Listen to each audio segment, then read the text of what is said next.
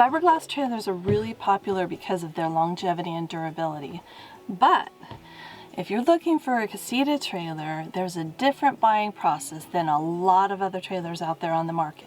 There are a couple different ways that you can look at a Casita trailer. The first way that you can look at a Casita trailer is that you can go to the dealership in Rice, Texas. There are no other dealerships that sell Casita trailers, so if you want to go look at a lot of different models, then I would go to Rice, Texas. Now, if you don't want to drive to Rice, Texas, Casita does have a way that you can go and look at other people's Casita trailers. So Casita will set you up with the owner and give you their information. And these people are people who have already said, yes, I'd like to show my Casita trailer to people. So it's not an imposition. Plus, if you look at their Casita trailer and you buy it, then Casita will give them a little bonus. Once you look at a Casita trailer and you decide that's what you want to buy, you can call and order the Casita trailer. There's not really a good online process for it, so the best thing is to call and talk to a sales rep. So at the end of the video, I'm going to talk about some campgrounds that you can stay at after you purchase your Casita trailer so that you can kind of check it out before you leave Rice, Texas. So the other thing I wanted to tell you is that Casita does have a financing process. You can click on a link and there is like 20-year financing on Casitas. So if you click on the link, it'll give you an idea what your payment might be. So you might want to know how much a Casita costs. If you're buying the 2023 model right now, $26,694 is the current price for the Deluxe model, and that's the model with the bathroom. And it has a couple other things that come standard with it, and we're going to talk about that in a minute. The standard Casita, the base price, and I'm talking about base price for both of these with no options, is $24,696. A lot of people ask, why are Casita trailers so expensive? Actually, I'm kind of flabbergasted when you consider that a Lance trailer, you get a 1475 Lance trailer, which is the smallest trailer that Lance makes. So that's a non-fiberglass trailer. If you get one of those trailers, it's going to cost you over $40,000, around $43,000, $45,000 for that trailer. So if you get a Oliver trailer, which is a very, very nice molded fiberglass trailer, that's going to cost you about $57,000. Escape trailer, around the same price. They're a little bit more than Casita trailer, but really for what you get, molded fiberglass trailer, even Scamp, the Scamp 16 is a little bit more expensive than Casita. So I'm, like I said, when people say, oh my gosh, that's too much money, I'm flabbergasted because I think it's about the best price that you could hope for a fiberglass trailer, in my personal opinion. Why are Casita trailers so expensive? Basically because they're molded fiberglass. And if you want to know more about molded fiberglass trailers, we have a video on that. I'll link that in the description and you can hear all about that. So next I'm going to talk about, and I promised you I would, I'm going to talk about some of the upgrades of Casita trailers. And so the upgrades that we're going to talk about are the upgrades that Casita says these are the most popular options that we offer. Like I mentioned, there's your base price, and then each option has its own price, and at the end of this we'll talk about what each of those prices are so you can get an idea, you know, what your base price is, how much your options are, and then that you can get an idea of how much the trailer's actually going to cost you out the door. The first option that we're going to talk about is the furnace. And the furnace has pros and cons. I personally love the furnace, but some people say it's very loud, and it is. It sounds like Doug says, it sounds like a jet engine taking off. And it does, but I'm telling you, it heats up this place like that. And a lot of people get a Mr. Buddy heater instead of ordering the option of the furnace, but that doesn't feel safe to me at all, having a Mr. Buddy heater. I guess the thing about the Mr. Buddy heater is if you have ventilation in the Casita, then that makes it a little bit safer, but I would just rather have the furnace. I would just order it with the furnace. Plus, you get a resale value based on that, and honestly, there might be somebody out there who says, you know what, if you have a Casita without a furnace, I'm not going to buy it. because I really want a Casita with a furnace. And when you look at the options that you're going to order with your new Casita, keep that in the back of your mind, because maybe you want to have it forever, but maybe you want to move on to something different, or maybe you find later on that camping isn't for you, or maybe your family gets bigger. With every option, consider what a buyer might want, just not what you want, but also what a buyer might want. If you never use the furnace, it's still worth it for the resale value, in my opinion. One of the other downsides of the furnace, besides the fact that it sounds like a jet engine taking off, is that it takes up space. So if you don't get the furnace, you're going to get some kind of other cabinet space. So that's a consideration too for you if you're camping. I've heard people say that Casitas have a lot of space, but I tell you, I have every single one of these cabinets are chock full of stuff, and I'm always looking to reorganize to find more space. The other thing about the furnace is if you order your Casita with the air conditioner unit, the air conditioner unit has a heat strip with it. If you have full hookups, then you could turn on the heat strip, and the heat strip, if you're in cold weather, it won't make it comfortable in here, but it'll make it bearable. If you're in moderate weather, then it'll heat up the Casita adequately. Okay, so another option, Casita calls it aluminum encased patio awning. That's what they call it. This is basically the awning. So we put the awning on later, and I'm really glad that we did. I'm enjoying the awning. It's a Fiamma awning, and you can get the front and the side panels for it as well, because when the sun is coming in low and your face like toward the south, and the sun comes in kind of low, especially in the winter months, you might want that screen down there too. And with the awning, with the screen, we have been very, very comfortable sitting out in the sun. So personally, I really enjoy it. We use it quite a bit. I wouldn't say that we use it every single time, and it's very wind sensitive, and the wind can tear the awning right off. So you have to be really careful when you're setting it up. We don't set the awning up and leave. We just don't, because the wind comes up, and we had our friends got their awning torn off, and I've heard that other people have had their awnings torn off as well because the wind came up and it pulled it off. I pay a lot of attention to what's going on in the Casita forums. I'm also on several Casita Facebook pages, and so I did a poll of people to find out how much they use their awning, because it's variable between people. Some people really use it a lot and some people don't. So I'm going to tell you what the results are right now. So 58% of the people in this poll said that they use it all the time. So 22% said they use it rarely. 15.9% said that they use it sometimes. 3.5% said that they use it never. I would say that we're somewhere in, as far as our use goes, we're in between all the time and sometimes. We don't use it every single time, but if the weather is really nice and we're sitting outside, I love having it. The third option we're going to talk about is the 230 watt solar panel. So if you like to get off the beaten path, and you know that we do, then solar is a really great option for you. If you're mainly planning at campgrounds that have full hookups, then you don't need solar. A couple places that you might need solar is most of the national park campgrounds don't have hookups, and in our state of California, none of the state parks that I know of have hookups. So Casita offers the 180 watt solar panels and also the 230 solar panels.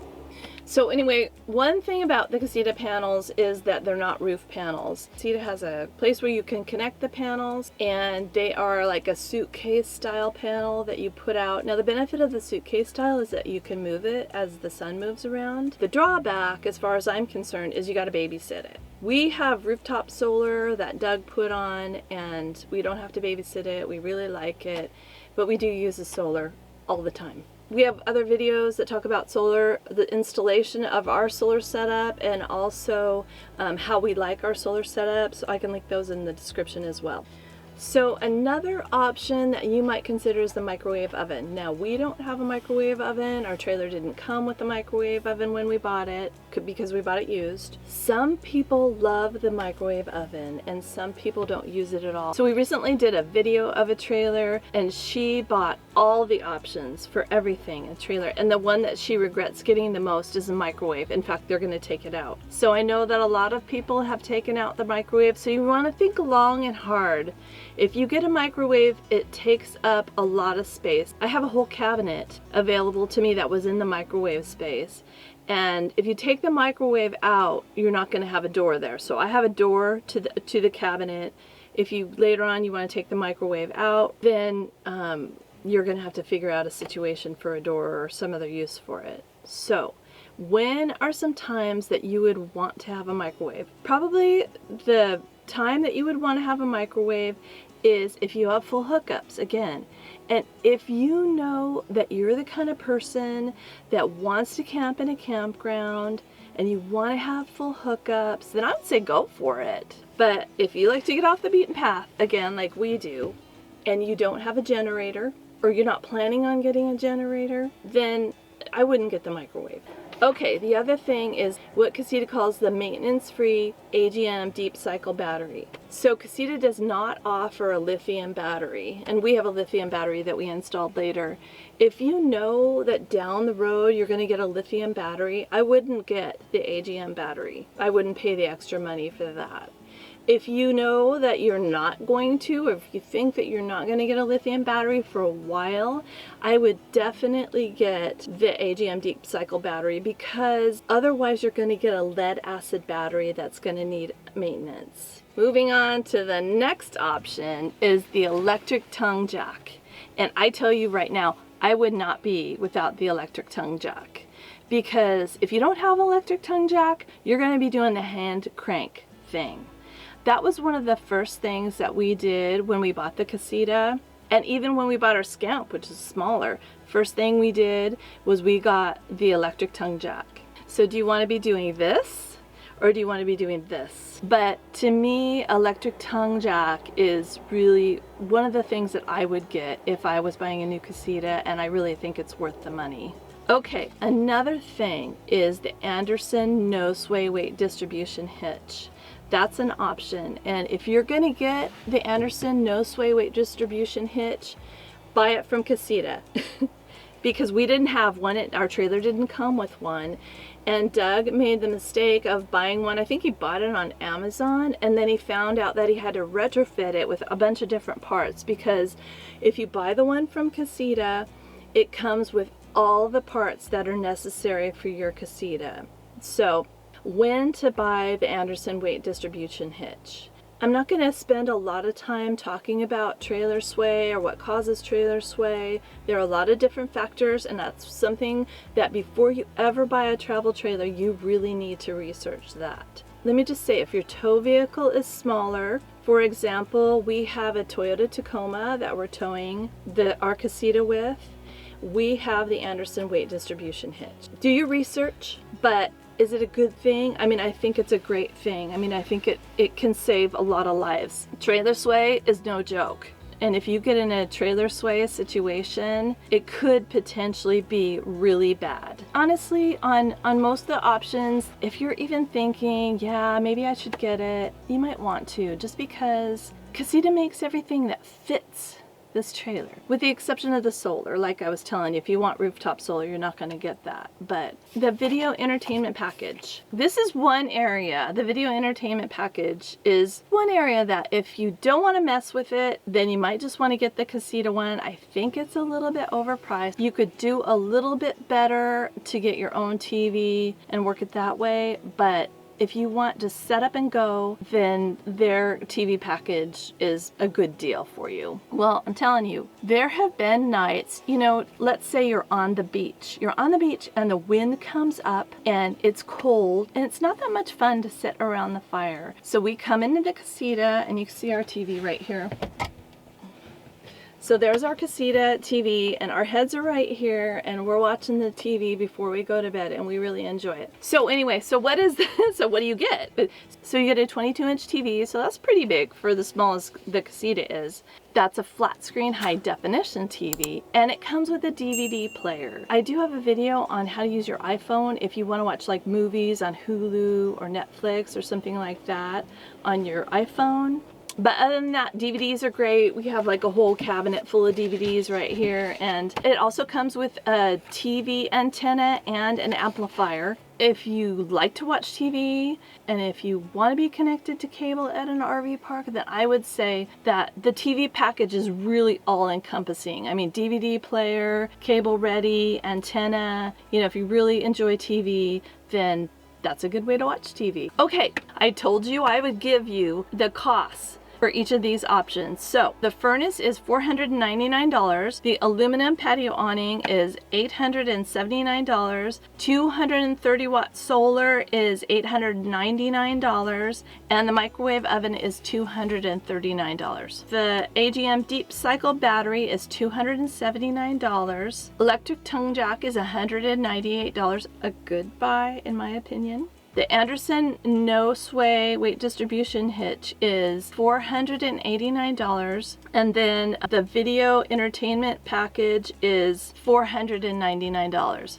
Of all these upgrades, the awning is the most expensive at $879. So the other thing is, what's the difference between standard and deluxe? The basic thing about standard and deluxe is that standard, no bathroom, right? Deluxe, you get a bath. So if you buy the standard with no bathroom, and when would you ever want to have no bathroom? Some people camp at RV parks all the time, or they camp at campgrounds that have a bathroom already. One time that I think that you wouldn't want a bathroom is if you buy the Heritage. So if you buy the Heritage and you have 4 children, you'll have enough beds in the Heritage for all your kids if you don't get the bathroom. If you buy a Heritage and you do get the bathroom, then you'll have bunk beds for 2 kids. Standard trailer, bunk beds for 4 kids. So the Deluxe comes with a wet bath. So what is a wet bath? If you don't know what a wet bath is a single enclosure that has your toilet and shower. That's the only bathroom option that you get on Casita. The downside of a wet bath is that when you take a shower, your toilet's going to get wet. No big deal, you wipe it off. I don't have a problem with it.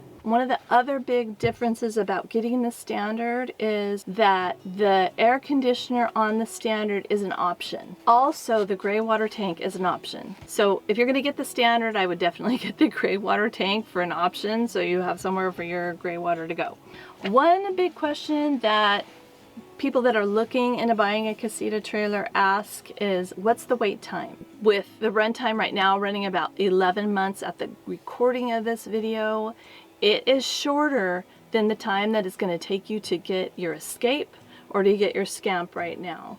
Anyway, something to keep in mind when you're getting ready and thinking about your trailer purchase is that if you know that you want to have a trailer, a brand new trailer next year, get on it.